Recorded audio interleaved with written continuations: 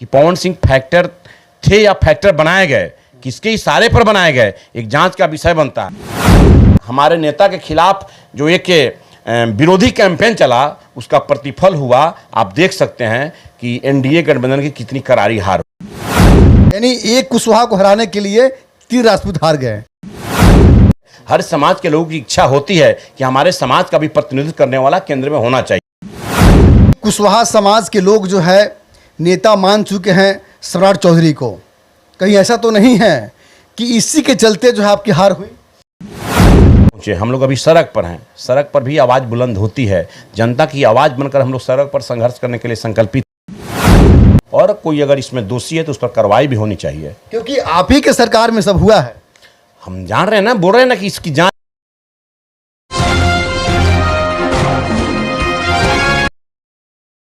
नमस्कार, मैं हूं ललन सिन्हा और आप देख रहे हैं न्यूज़ 0 किलोमीटर, खबरों से कोई दूरी नहीं। मेरे साथ मौजूद हैं राष्ट्रीय लोक मोर्चा के प्रदेश प्रवक्ता, प्रखर वक्ता राम पुकार सिन्हा जी। बहुत बहुत स्वागत है सिन्हा जी आपका। चलिए, आपको भी, आपके चैनल को भी और मेरी पार्टी की ओर से, एनडीए गठबंधन की ओर से पूरा बिहार और देशवासियों को हार्दिक शुभकामनाएं और बधाई है। देश प्रधानमंत्री नरेंद्र भाई मोदी जी को तीसरी बार भारत के प्रधानमंत्री बनने पर। जिस प्रकार से आपको चुनाव से पहले, लोकसभा चुनाव से पहले यह आसार था कि आपको लगभग 3 सीटें मिलेगी पार्टी को आपका, लेकिन 3 सीट आपको नहीं मिला, 1 सीट मिला और 1 सीट में भी आपकी करारी हार हुई काराकाट में। इस पर क्या कहेंगे?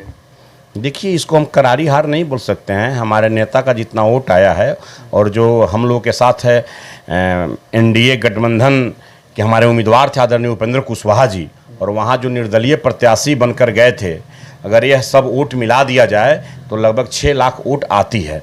लेकिन एक तरह से एक फैक्टर बनाकर निर्दलीय प्रत्याशी पवन जी को हमारे नेता आदरणीय उपेंद्र कुशवाहा जी के खिलाफ चुनाव लड़ने के लिए वहाँ प्रेरित किया गया। तो ये जांच का विषय है और हम लोग मांग भी करते हैं। कुल मिला के कहे तो ये भाजपा का पूरा षड्यंत्र था। देखिए, हम किसी पार्टी का नाम क्यों ले, भाजपा के तो माननीय प्रधानमंत्री नरेंद्र भाई मोदी जी आए प्रचार करने। इसलिए ये कह सकते हैं कि क्योंकि भाजपा के जो है ना स्टार प्रचारक में से एक थे पवन सिंह, तो इसको कैसे न माना जाए कि भाजपा के जो है इशारे पे वो सब कुछ किया?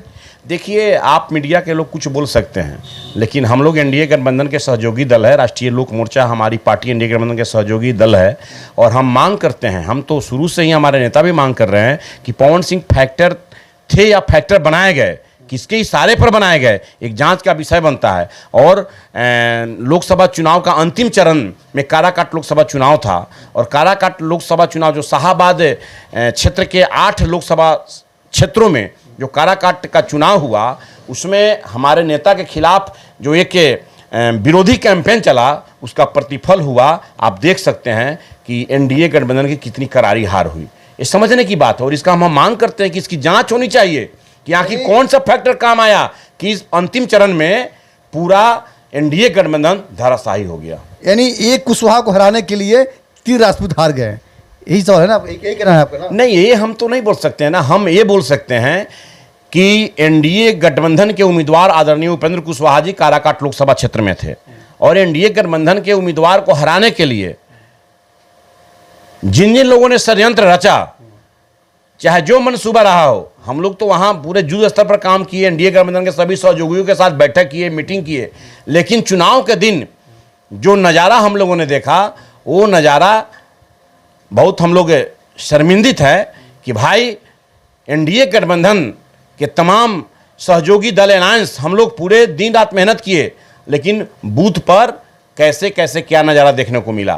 कुल मिला के ये माना जाए कि भाजपा के जितने बूथ कमेटी के मेंबर थे, भाजपा के जितने प्रखंड कमेटी, जिला कमेटी, ये सारे लोग लगे थे पवन सिंह को जिताने में। देखिए, आप मीडिया के लोग कुछ भी बोल सकते हैं, ये हम नहीं बोल सकते हैं। हमारा एक राजनीतिक धर्म है।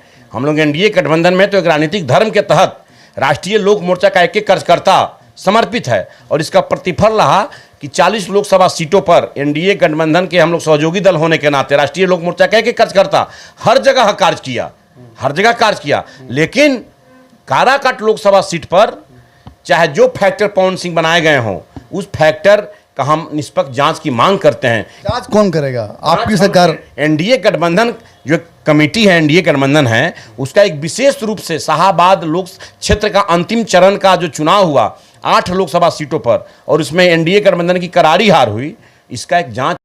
यानी आपके साथ सौतेला व्यवहार के साथ साथ भी जो मंत्रिमंडल गठन हुआ है देश में, जितने भी मंत्री बनाए गए हैं मोदी जी के द्वारा, जिसमें जगह नहीं मिला तो राजपूत को जगह नहीं मिला, कुशवाहा समाज को जगह नहीं मिला, वैश्य समाज को जगह नहीं मिला। भारत के प्रधानमंत्री नरेंद्र भाई मोदी जी को सोचना है कि किस समुदाय के लोगों को अपने कैबिनेट में लेंगे, किस समुदाय के लोगों को नहीं लेंगे, ये तो उनका विशेषाधिकार है, उस पर हम ज़्यादा टीका टिप्पणी नहीं कर सकते हैं। लेकिन हर समाज के लोगों का एक चाह होती है, हर समाज के लोगों की इच्छा होती है कि हमारे समाज का भी प्रतिनिधित्व करने वाला केंद्र में होना चाहिए, और नहीं हुआ तो अब मोदी जी किस रूप में किए, हमारे आदरणीय बिहार के मुख्यमंत्री नीतीश कुमार जी किस रूप में देखे, फिर चिराग जी किस रूप में देखे, जीतन राम मांझी जी किस रूप में देखे, ये तो वे लोग हैं। हमारी पार्टी के राष्ट्रीय अध्यक्ष भारत सरकार के पूर्व मंत्री आदरणीय उपेंद्र कुशवाहा जी चुनाव हारने के बाद तो हम लोग तो भाई मंत्रिमंडल में शामिल नहीं हो पाए, हमारा एक ही सीट था। बिहार के लोग ये मान रहे हैं कि भाई हर समाज का प्रतिनिधित्व होना चाहिए, इसमें कहीं कोई दो मत नहीं है। लेकिन आसार ये भी आ रहे थे कि कई अखबारों में मैंने ये भी पढ़ा कि उपेंद्र कुशवाहा के हार के बाद जो है मंत्रिमंडल में जगह मिल सकता है। क्या हुआ जो नहीं जगह मिला? देखिए, ये तो मीडिया में चर्चा चल रही थी, हम लोग भी मीडिया के माध्यम से, प्रिंट मीडिया, इलेक्ट्रॉनिक मीडिया, सभी तरफ, चारों तरफ ये चर्चा थी कि उपेंद्र कुशवाहा जी को मंत्रिमंडल में शामिल किया जा रहा है। दैनिक भास्कर में एक लीडिंग न्यूज भी छपी हुई थी, मैं भी उसको पढ़ा था। विभिन्न चैनल, बहुत सारे सोशल मीडिया प्लेटफॉर्म से भी ये खबर आ रही थी। हमारे नेता का बुलाहट नहीं हुआ तो कैसे मंत्रिमंडल में शामिल होंगे? तो क्या करेंगे? आपके पार्टी के साथ जो साजिश हुआ तो विधानसभा चुनाव जो है आप साथ लड़ेंगे या अकेला लड़ेंगे? देखिए, हम लोग तो अभी एनडीए गठबंधन में हैं, हमारे नेता भी दिल्ली गए हैं, दिल्ली से लौटते हैं। पूरे बिहार के सभी लाखों कार्यकर्ता जो हमारे राष्ट्रीय लोक मोर्चा का कार्यकर्ता है, उसमें प्रमुख साथियों की एक बैठक होगी। विशेष रूप से हम लोग नेता की बात को सुनेंगे, काराकाट लोकसभा चुनाव की हार की समीक्षा करेंगे, फिर हमारे नेता का जो आदेश होगा, आदरणीय उपेंद्र कुशवाहा जी का जो आदेश होगा, जो फरमान होगा, बिहार का एक एक कार्यकर्ता, समर्पित कार्यकर्ता और हमारा समाज उनके साथ चलने के लिए तैयार है। क्योंकि कुशवाहा समाज के लोग जो है नेता मान चुके हैं सम्राट चौधरी को। कहीं ऐसा तो नहीं है कि इसी के चलते जो है आपकी हार हुई? इस पर मैं कोई टीका टिप्पणी नहीं करना चाहता हूं, लेकिन इतना जरूर है कि आदरणीय उपेंद्र कुशवाहा जी का जो लोकतांत्रिक मूल्यों पर चलने की राजनीति है, आदरणीय उपेंद्र कुशवाहा जी सभी समाज को लेकर चलने का जो काम करते हैं, और आप आदरणीय उपेंद्र कुशवाहा जी ने कुशवाहा समाज को जितना आगे बढ़ाने का काम किया, बिहार के सभी सामाजिक स्तर से जो सामाजिक न्याय की धारा के लोग हैं उनको सोचना पड़ेगा। यानी बिहार के कोई भी पार्टी जो है मुखर तौर पे जो है नहीं देखा बोलते हुए कॉलेजियम सिस्टम के विरोध में, लेकिन आपके जो पार्टी के जो मुखिया है पार्टी इसके लिए आवाज़ उठाती रही है। सरकार में आप आए हैं, इससे बदलाव हो सकता है क्या? देखिए, शिक्षा, स्वास्थ्य, रोजगार, कॉलेजियम सिस्टम, इन तमाम मुद्दों पर हमारे नेता हमेशा संघर्षरत रहे हैं और आगे भी संघर्षरत रहेंगे।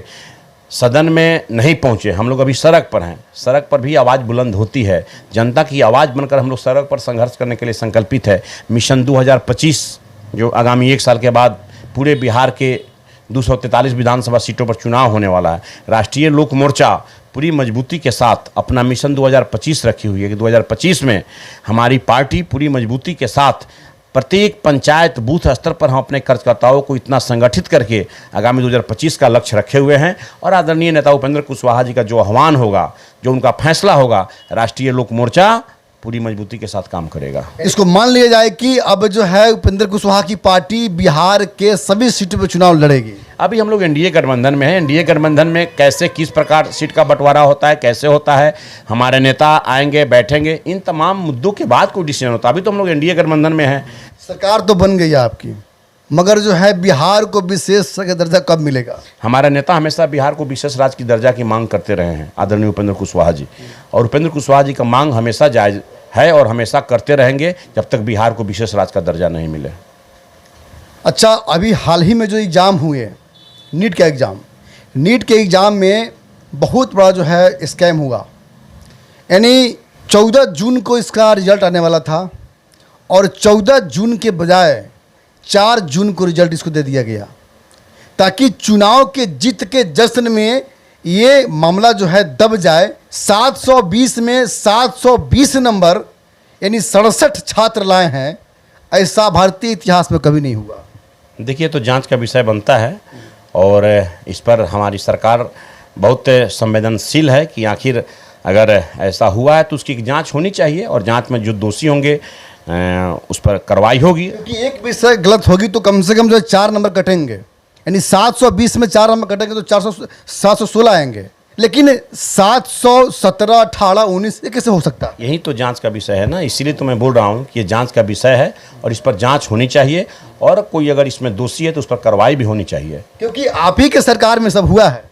हम जान रहे हैं ना, बोल रहे हैं ना कि इसकी जांच होनी चाहिए। हमारी सरकार में भी कोई गलती करेगा तो उस पर तो कार्रवाई होगी ही और होता भी है, इसलिए जांच का विषय बनता है और हमारी सरकार इस पर संवेदनशील है। आप अपना प्रतिक्रिया कमेंट बॉक्स में दीजिएगा जरूर। हाँ जी, रुकिए, जाने से पहले मेरे चैनल को लाइक करें, सब्सक्राइब करें और बेल आइकन जरूर दबाएं ताकि कोई भी मेरा न्यूज़ सबसे पहले आप तक पहुंचता रहे। धन्यवाद।